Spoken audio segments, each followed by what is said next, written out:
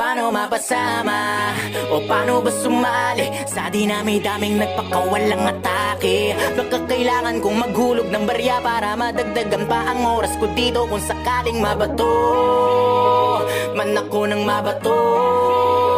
Pag sinabi ko na ititigil ko na to, set up yun para sa'yo, parang Massacre 44 mama sa pano. Bang, kamusta? Balita ko, kapos na yung bawat tira na pahaging saan na napunta. Inaabangan ko pa naman parang ambagan sa inuman. Ako yung madalas na pulutan sa kwentuhan, hindi ba naubos yan? Pero kahit na ganoon, sinasanay ko aking sarili. Ganyan talaga pag mabait ka, lahat ay nawiwili. Kaya dapat pinipili, pag-isipan na mabuti. Walang masama na kumilatis kaysa sa huli kang magsisi.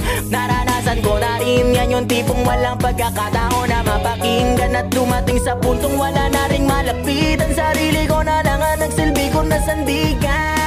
Kaya walang may karapatan para sabihin sa'kin na itigil ko na yan. Sasabihin nyo wala akong pakialam dahil nasimulan ko to nung panahong wala kayo, alam nyo yan. Di ko na kailangan pa na paliwanagan, wala na akong magagawa kung saraduhin nyo isipan. Di ko kailangan na ipilit ang sarili ko para sa inyo. Marami na kinaya ko na ako lang pumasan. Di ko pinili na lagi na magpadagan. Di ako nasanay sa maling katuwiran, kaya lumakas ang paninindigan na dapat ipanalo ko lahat ng laban. Ganon ako mag-isip, iniwas ako na magpahagit. Mas ginusto magkulong sa silid kaysa sa mundo puno na inggit. Teka baka pwedeng baliin natin to.